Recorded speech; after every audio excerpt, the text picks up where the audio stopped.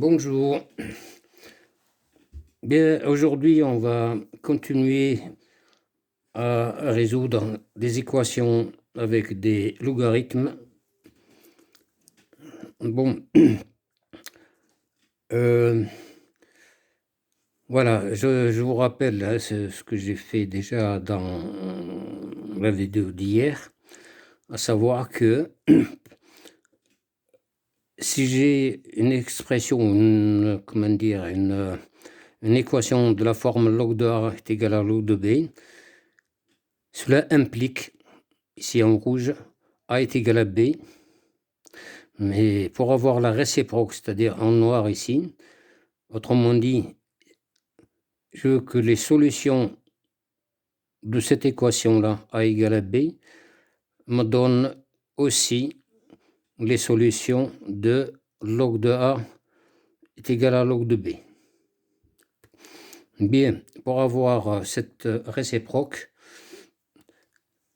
on voit bien que A est égal à B, ça veut dire que A et B sont de même signe. Mais si jamais ils sont négatifs, je ne peux pas avoir log. Et donc, les solutions de cette équation ne seront pas solutions de mon équation de départ. D'où donc la condition que soit A strictement positif, soit B strictement positif. Pas les deux, s'il vous plaît, parce que vu que les solutions de A est égal à B, doivent aussi vérifier que l'un des deux membres soit strictement positif. Et comme ils sont égaux, hein, ces deux membres, ça veut dire que le deuxième il sera obligatoirement positif. Très bien. Alors, pour arriver à cette forme-là, il arrive parfois qu'on ait, par exemple, une somme. Ici, j'ai une équation avec log de A plus log de B. Et je veux ramener cette somme en log de produit. On sait que pour A et B strictement positifs, j'aurai toujours cette somme est égale à log de produit A fois B. Cette implication est toujours vraie, mais la réciproque ne l'est pas toujours. Alors, il faut que la réciproque soit aussi vraie, mais il faut que soit A positif, soit B positif, strictement. Voilà. De même, si j'ai une différence, log de A moins log de B, pour l'écrire ou la transformer en log de quotient, ce qui est possible avec la fonction log, j'aurai toujours cette implication qui est vraie. Si j'ai log de A moins log de B qui me donne un certain nombre, j'appelle les C, alors les solutions de cette équation seront aussi solutions de là. Mais dire que les solutions de log de A sur B est égal à C soient aussi solutions de l'équation de départ, c'est vrai que si X est solution de cette équation-là, ça revient à dire que A sur B est strictement positif. Mais un quotient est strictement positif, ça revient à dire que les deux membres, les deux facteurs, hein, c'est comme le produit, A et B soient de même signe. Bon, si les deux sont strictement positifs, bah, ça me ramène aux mêmes solutions que cette équation-là. Si par contre A et B sont strictement, enfin, comment dire, sont négatifs, ben je n'aurai pas, ou ils ne seront pas, solution de cette expression-là. Donc, pour avoir la réciproque, il faut que soit A strictement positif, soit B strictement positif. Bon, si A est strictement positif, et comme ici, X est solution de cette équation-là, ça veut dire que A sur B est strictement positif. Donc, si l'un de A ou B est strictement positif, ben, l'autre sera strictement positif. Très bien. Bien, on va appliquer ça à des équations avec des sommes, des différences. Mais je vous rappelle encore une fois, et c'est, je dirais même la base de ce que ça veut dire résoudre une équation. Voilà.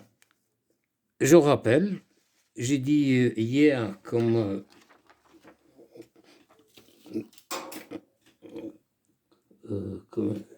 j'ai perdu le stylo.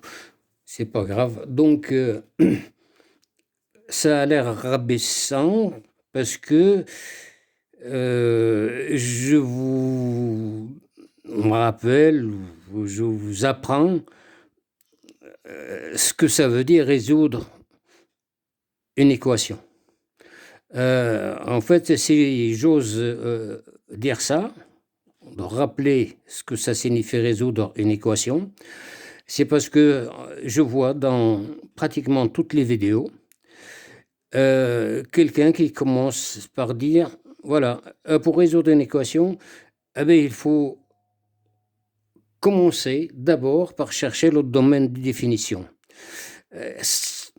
Ça n'a aucun sens. Quelqu'un qui commence par dire, pour résoudre une équation, il faut chercher le domaine de définition, c'est qu'en fait, il n'a pas compris ce que ça veut dire résoudre une équation. Résoudre une équation, ça revient à trouver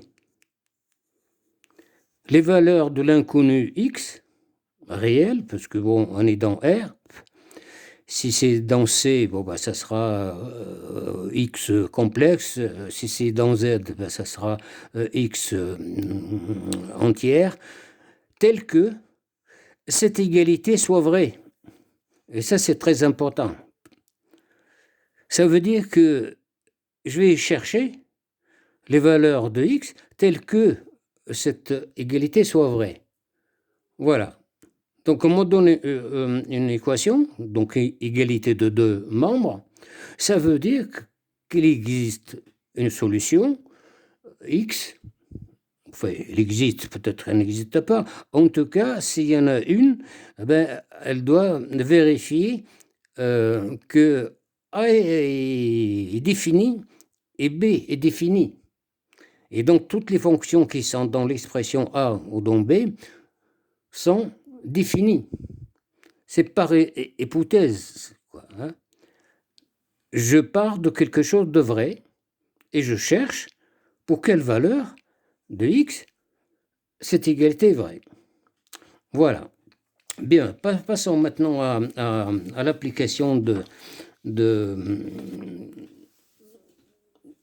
comment dire, de ce que nous avons vu à l'instant. Je cherche mes... Hop.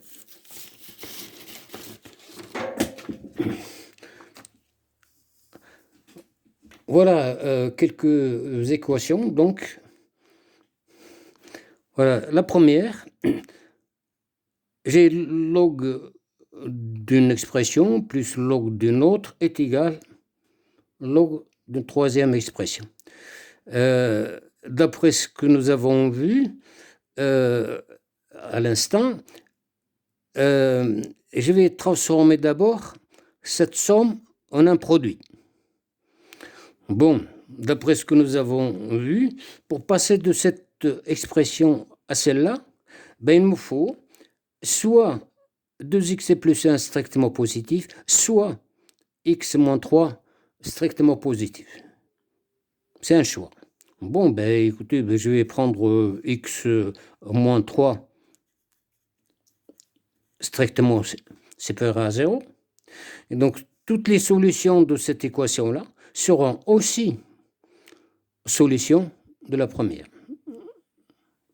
Avec à regarder hein, le cas général qu'on vient de rappeler à l'instant. Bon, très bien.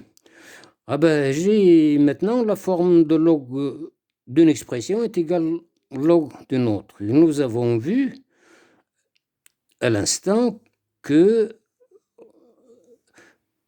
cela équivaut à cette expression est égale à celle-là. C'est exactement ce que j'ai écrit là. Ça, en développant, ben, je trouve ça, est égal à cette expression x plus 5, avec une condition ici de départ, à savoir que x moins 3 strictement supérieur à 0, mais dire que log de A est égal à log de B, ça revient à A est égal à B, avec soit cette expression est strictement positive, soit celle-là est strictement positive. Bon, ben, je vais prendre x plus 5 strictement positif. Si ce membre est strictement positif, ben, l'autre, il sera obligatoirement. Donc, ce n'est pas la peine de chercher le delta et compagnie. Très bien. Cela équivaut, donc, je transpose le tout dans le premier membre, etc. Je simplifie par un 2 qui reste là. Je tombe sur ça. Cette équation, c'est exactement la même ici. Ici, j'ai x supérieur à strictement supérieur à 3 et x strictement supérieur à moins 5. Ça revient à x strictement supérieur à 3. Voilà, ces deux conditions-là, en vert. Il y a un et, c'est l'accolade que vous avez ici. Ça signifie que mon x il doit vérifier à la fois cette égalité, cette inégalité et celle-là. Très bien. X carré moins 3x moins 4 redonne comme solution moins 1 et 4.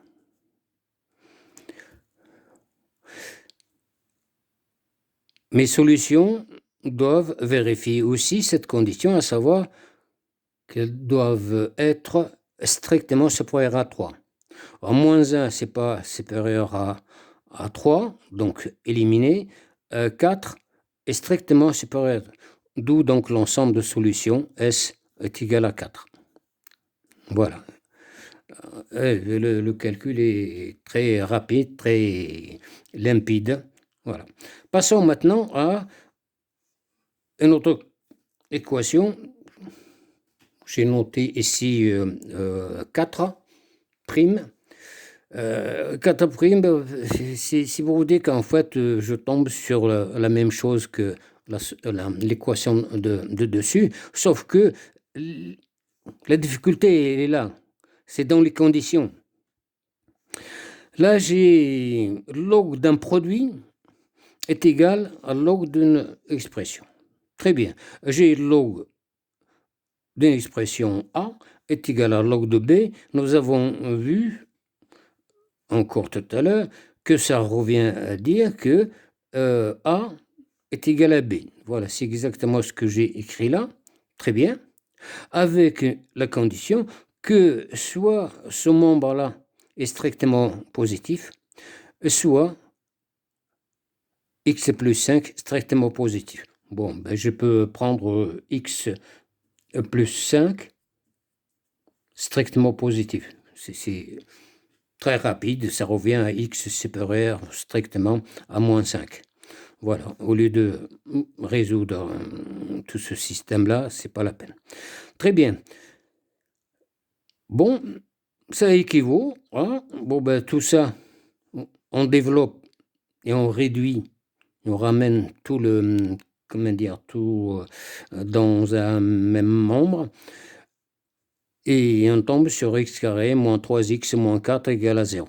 Avec la condition ici, x strictement supérieur à moins 5. Bien.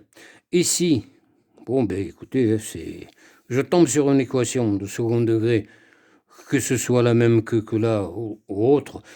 L'essentiel, c'est qu'on arrive à une équation de second degré, on sait la résoudre, hein, je ne rentre pas dans le détail. Bon, on trouve ici moins 1 et 4 comme solution. Mes solutions doivent vérifier cette condition, à savoir qu'ils doivent être strictement séparés à moins 5. Ben, moins 1 est séparé strictement à moins 5, donc l'ensemble de solutions S est égal à moins 1. 4 aussi est strictement séparé à moins 5, et donc l'ensemble de solutions, c'est ça. Voilà. Très bien. Voilà, donc on a vu qu'on peut transformer une somme en un produit, ou si je parle de produit, vous avez vu que les conditions ne sont pas les mêmes, donc il suffit de revenir sur le cas général qu'on a vu tout à l'heure, et voilà, oui, pour passer de là à là, il n'y a aucun calcul, mais pratiquement aucun, de même ici, voilà. Mais une fois que j'arrive à un système comme ça, avec les conditions de validité, ou le domaine de validité, hein, si vous préférez, ça je l'appelle moi domaine de validité, c'est-à-dire que les solutions que je dois trouver, ils doivent être obligatoirement dans l'intervalle moins 5 ouvert à moins l'infini. Pardon, à plus l'infini, vous l'avez compris. Très bien. Ici, eh ben, c'est presque le même genre que tout à l'heure avec une somme, ce que là, c'est une différence. Bon, une différence, je peux comment dire, la différence de log de A moins log de B, je peux la transformer en log de A sur B. Avec une condition, hein, pour que l'équivalence soit vraie, que l'un des facteurs soit strictement positif, soit x plus 5 strictement positif, soit x moins 3 strictement positif. Bon, ben, écoutez, je vais prendre x moins 3 strictement positif. Bien. Voilà, donc j'ai transformé cette différence en un produit avec cette condition-là. Bon, maintenant j'arrive ici, eh ben, je vois que j'ai la forme log de A est égal à log de B. Et on a dit que ça équivaut à A est égal à B, c'est ce que j'ai écrit ici, avec déjà la condition que j'ai ici, je la rapporte là, et il faut que cette expression-là soit strictement positive, ou bien cette expression 2x plus 1 strictement positif. Bon, je vais prendre 2x plus 1 strictement positif. Si 2x plus 1 est strictement positif, bon, ben, ce quotient sera strictement positif, mais comme x moins 3 est strictement positif, ben, donc tout le quotient, x plus 5, ça sera aussi strictement positif. Voilà. Là, encore une fois, hein, je n'ai fait aucun calcul, mais pratiquement aucun. Pourtant, j'avance dans la résolution de mon équation de départ. Bien. Là, je multiplie par x moins 3 partout. Pour mettre au même dénominateur, je tombe cette expression-là. Très bien. Avec évidemment x moins x moins 3 supérieur. Bon, ben, je mettrai x supérieur à 3 et x supérieur strictement à moins 1,5. Très bien. Bon, ben, je résous cette équation-là en développant, hein, comme j'ai fait tout à l'heure. Bon, on arrive à x carré moins 3x moins 4 égale à 0. Ça, c'est exactement ce que j'ai ici. Avec évidemment les conditions, à savoir que x strictement supérieur à 3 et x strictement supérieur à moins 1,5. Ça revient donc à x strictement supérieur à 3. Voilà.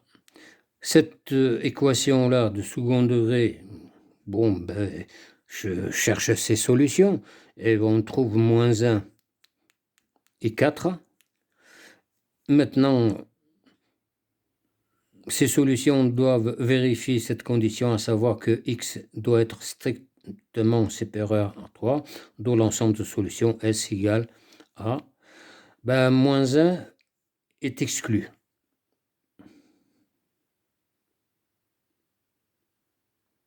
Voilà, parce qu'il est inférieur à 3. 4, lui, est supérieur strictement à 3, et donc il est solution. Voilà comment on résout des équations aussi facilement. Voilà. Le seul calcul que j'ai fait, c'est à ce moment-là. Voilà.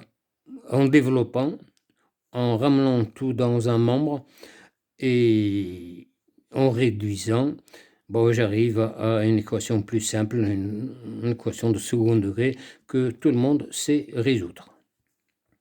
Très bien. Bon, alors, je finirai par un cas très intéressant qui a un lien avec, comment dire, l'équation avec des logs. Ouais, je ne sais pas si ça passe. Voilà. Bon, ben, c'est déjà une vidéo que j'ai faite, c'est l'avant-dernière. Hein. Il y en a qui peut-être l'ont vu. En tout cas, je rappelle que oui, vous avez résoudre dans R une expression de la forme grand X à la puissance P est égal à 1, avec grand X et P sont des expressions en X, en l'inconnu petit x dans R. C'est comme si j'écris A à la place de grand X et puis B à la place de P. Voilà. Grand X dépend de X et P dépend de l'inconnu X aussi. Pour résoudre cette équation, on voit dans des vidéos dans lesquelles j'ai laissé des commentaires pour dire c'est pas raisonnable, c'est pas une bonne méthode d'utiliser le log. C'est vrai que si vous avez une expression grand X à la puissance P est égal à 1, cela équivaut à log de grand X à la puissance P est égal à log de 1. Voilà, j'ai pris log. Tout simplement parce que la fonction ici, log est injective, c'est déjà ça est égal à ça, alors vous avez leurs logarithmes qui sont aussi égaux. Et l'équivalence est valable aussi. Alors pourquoi je peux prendre log? Oui, parce que j'ai égalité ici entre deux expressions avec un membre qui est strictement positif. Le 1 qui est strictement positif, et donc obligatoirement le grand X à la puissance P est strictement positif. Donc je peux prendre le log des deux membres sans aucun souci. Voilà, et j'arrive à cette expression. Le problème maintenant, et j'ai le grand X, l'inconnu dans P aussi. Il faut la descendre. Mais ça, attention, ça ne veut pas dire que ça équivaut à P. Je descends P ici. fois log de grand X est égal à log de 1. Bon, log de 1, c'est 0. Ça, c'est faux. Pourquoi c'est faux? Il suffit de prendre un contre-exemple. Si pour l'inconnu petit x est tel que grand X est égal à moins 1, par exemple. Bon, très bien, mais moins 1 à la puissance P, et si P pour cette même valeur de petit x, soit un 2. J'aurai ici moins 1 à la puissance 2, ça fait moins 1 fois moins 1, ça fait 1. Log de 1, c'est exactement égal à log de 1. Et vous voyez que grand X égale à moins 1 est solution. Et regardez ce qui se passe ici. Là, ça ne va plus. Grand X est égal à moins 1, mais log de moins 1, ça n'existe pas. Même si le P ici est nul, par exemple, ben non, c'est faux. 0 fois quelque chose qui n'est pas défini, ben ça ne va pas 0. Ouais. Ça peut être l'infini, 0 fois l'infini, etc. Donc là, c'est faux. Et donc, vous voyez que au départ, on croyait qu'en appliquant la fonction log, je vais tomber sur une équation facile à résoudre, mais en fait, non. Là, on est coincé. On ne va pas aller plus loin. Alors, j'ai proposé donc dans mes commentaires, dans ces vidéos-là, des vidéos en anglais, en arabe, en français, etc. Bon, et si, voilà, pour résoudre une équation de cette forme-là, voilà, c'est tout bête, comme j'ai dit dans ma vidéo, que si GP est égal à 0, cette puissance est égale à 0, et grand X est différent de 0, ben, j'aurai des solutions. Il suffit de résoudre P égale à 0, vous trouvez des valeurs. Si ces valeurs sont telles que grand X ne soit pas nul, pourquoi? Parce qu'on ne veut pas avoir 0 à la puissance 0. Voilà. Tant que grand X est non nul, grand X à la puissance 0, c'est toujours 1. Et donc, ça correspond bien là. Ou bien encore, si je prends grand X égale à 1, 1 à la puissance n'importe quoi dans R, évidemment, que ce soit quelque chose de défini, c'est ce que j'ai marqué ici. Si grand X est égal à 1 pour mon inconnu petit x, et P pour cette même valeur existe, alors les solutions que je trouve ici, telles que grand X égale à 1, sont solutions. Vous avez un autre cas aussi. Si grand X égale à moins 1, je sais bien que moins 1 à la puissance un nombre pair, 0, 2, 4, etc., ça sera toujours 1. Moins 1 à la puissance 0, ça sera 1. Moins 1 à la puissance 2, ça sera aussi 1. Et donc, ça sera toujours solution ici. Voilà. Je vous remercie et à bientôt.